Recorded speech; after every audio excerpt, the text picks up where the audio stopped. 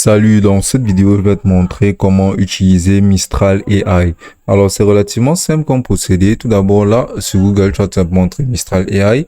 Et là, tu vas venir sur cette première page-là qui sera la page de Mistral AI. Là, une fois que tu seras là sur Mistral AI, tu pourras voir là que tu pourras directement parler au chat ou bien démarrer sur la plateforme. Alors, ce sera tout simplement une intelligence artificielle générative ouverte et portable pour les développeurs et les entreprises. Ainsi, tu pourras tester et comparer plusieurs autres plateformes d'intelligence artificielle et toi-même en construire depuis la plateforme. Donc, on vient cliquer là sur démarrer sur la plateforme pour se lancer directement dans son utilisation. Donc ici, on va devoir créer un compte. Donc, on va créer un compte soit par Google, soit par Microsoft. Ou bien sûr, tu vas tout simplement entrer une adresse mail ici et un mot de passe pour confirmer la création de ton compte. Alors, on va procéder par Google.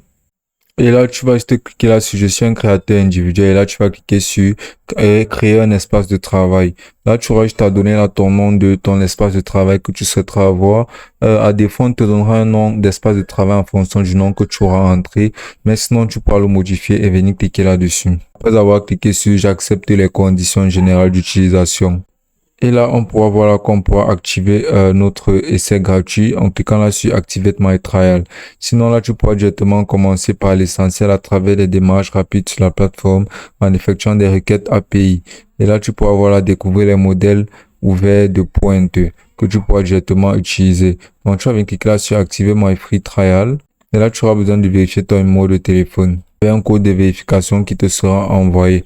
Donc, tu vas entrer ton numéro de téléphone et là, tu vas regarder le code de vérification et l'insérer directement ici. Donc, voici notre code de vérification. Une fois que ce sera entré, on va cliquer sur confirmer votre code. Et là, tu vas cliquer là sur activer l'essai gratuit. Et donc là, tu verras que ton abonnement sera en cours, tu auras des informations sur ton abonnement.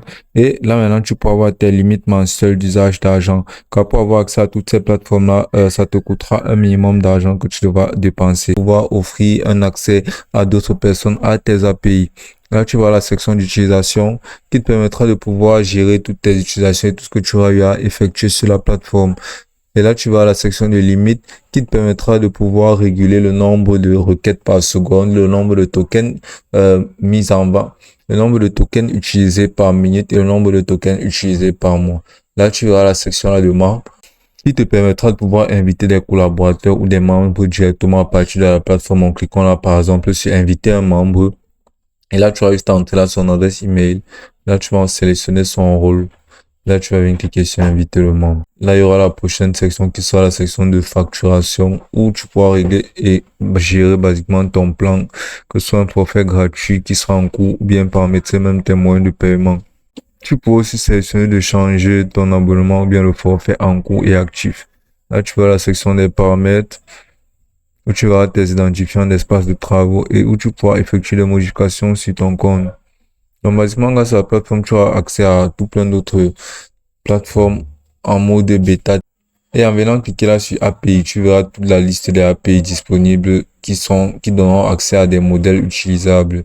Donc, tous ces modèles-là, tu pourras les tester et donner tes revues sur ceux-ci-là. Basiquement, en utilisant ces exemples et en les appliquant directement sur ces modèles, pour savoir exactement comment ceux-ci fonctionnent et pouvoir à peu près mieux comprendre leur modèle d'utilisation. Et ce sera aussi simple que ça d'utiliser Mistral.